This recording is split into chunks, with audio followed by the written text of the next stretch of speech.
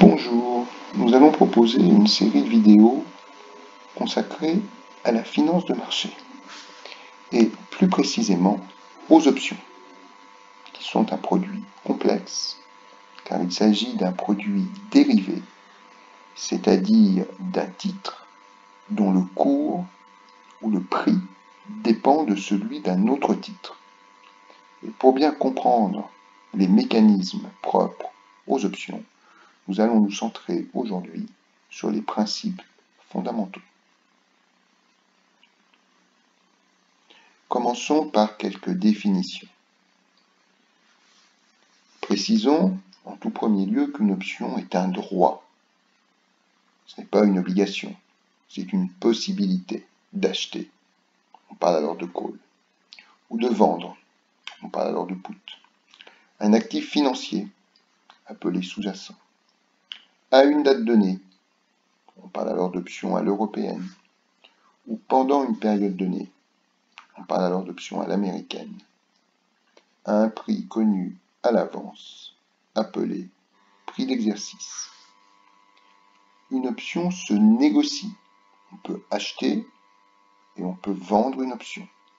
Elle a donc un prix qu'on appelle, dans le jargon, la prime. L'objet de cette vidéo est d'aboutir à la décomposition de la prime. Et pour y arriver, nous allons passer par 4 exemples introductifs, 2 consacrés à des calls et 2 consacrés à des puts. Premier call. Nous allons considérer que le cours de l'action sous-jacente est de 120 euros. Le cours du sous-jacent est généralement noté grand S, S étant l'initiale de spot, spot voulant dire comptant. Ça veut dire que sur le marché au comptant des actions, on peut acheter l'action pour 120 euros. Nous faisons l'hypothèse que le prix d'exercice, grand E, est de 100 euros. Ce call correspond donc au droit de payer 100 euros une action qui cote 120 euros. Ce call est intrinsèquement intéressant. Il est en effet intéressant de pouvoir payer 100 une action qui cote 120. Et intrinsèquement, on va considérer que cela vaut 20 euros. Pourquoi? Parce qu'en termes de flux de trésorerie, cela revient au même de payer l'action au comptant 120 euros et, autre possibilité, d'acheter le call 20 euros et d'acheter ensuite l'action en ne payant que 100 euros grâce à l'exercice du call. 20 de décaissement plus 100 de décaissement, ça fait 120. Cette valeur intrinsèque du call, 20 euros, est en fait la différence entre 120 et 100, entre le cours du sous-jacent grand S et le prix d'exercice du call grand E. Prenons un deuxième call. Faisons l'hypothèse que S, le cours du sous-jacent, est de 80 euros et que le prix d'exercice du call est de 100 euros. Ce call correspond au droit de payer 100 euros une action qui cote 80 euros. Ce call n'a aucun intérêt. Qui paierait 100 euros une action qu'il est possible de se procurer sur le marché au comptant des actions pour 80? Personne. Par conséquent, son propriétaire n'a aucun intérêt à exercer le call, il n'en a absolument pas l'obligation. Il a un droit, une possibilité, donc il abandonne son call. Ce call vaut donc intrinsèquement 0. Par conséquent, la valeur intrinsèque d'un call peut être donnée par la formule suivante. C'est S-E à condition que S-E soit positif. 120 moins 100, ça fait 20. Mais si on faisait S-E ici pour le deuxième call, on aurait 80 moins 100 égale moins 20. Mais nous avons dit que ce call valait 0, puisqu'il n'a aucun intérêt. On retient donc 0.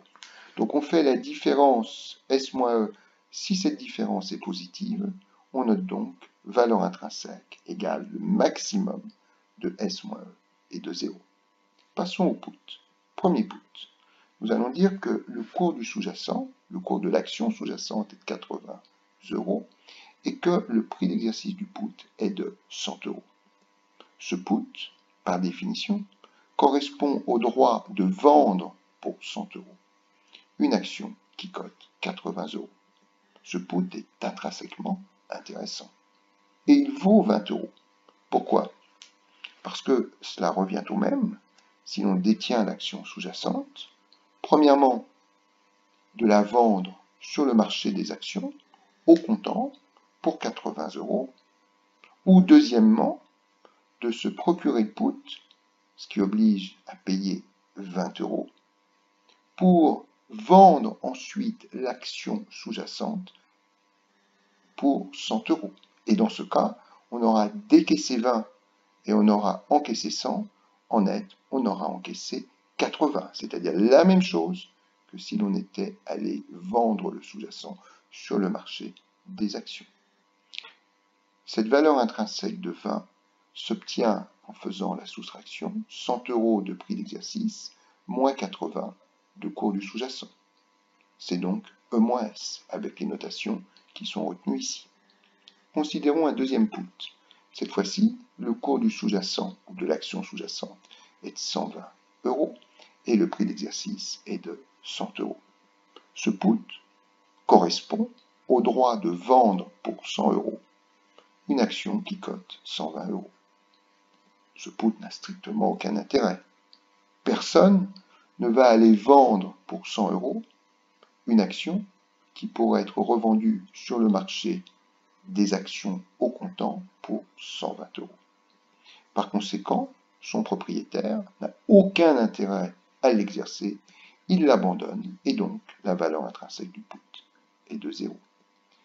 Par conséquent, la valeur intrinsèque d'un put correspond à la formule suivante, max de 0 E-S. C'est-à-dire qu'on fait la différence E-S si cette différence est positive. 100 moins 80, ça nous fait 20.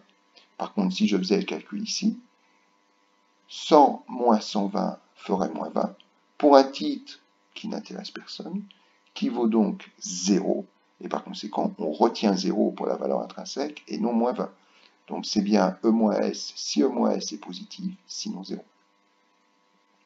Alors, on peut maintenant aborder la décomposition de la prime. Bien.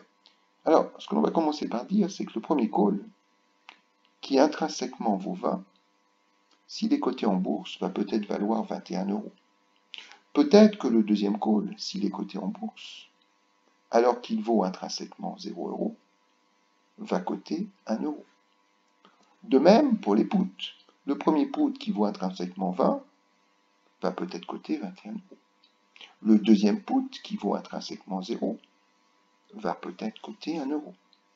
Donc il ressort que l'acquéreur d'une option est prêt à payer plus que sa valeur intrinsèque. Et il est prêt à payer plus que sa valeur intrinsèque parce qu'il pense que d'ici à la date d'échéance de l'option, le cours du sous-jacent va évoluer favorablement au regard de la position qu'il a prise.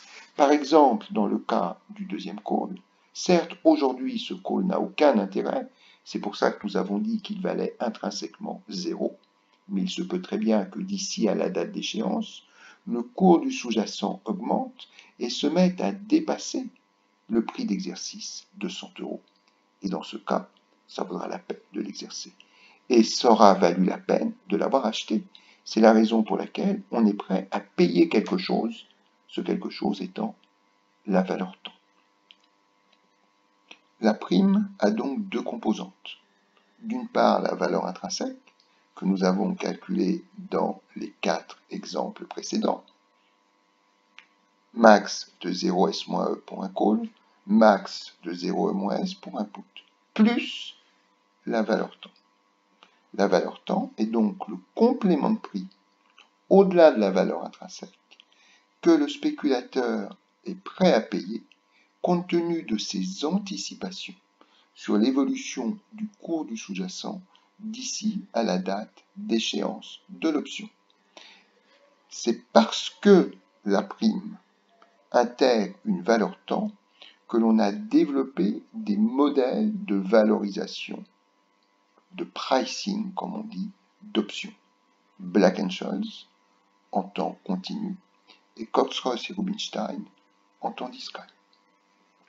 Le jour de l'échéance, le propriétaire de l'option n'a plus aucun espoir quant à l'évolution favorable pour le futur du cours du sous-jacent. Je veux dire que le propriétaire de l'option l'exerce ou l'abandonne, mais il n'y a plus aucun espoir possible. Par conséquent, il n'y a plus de valeur temps.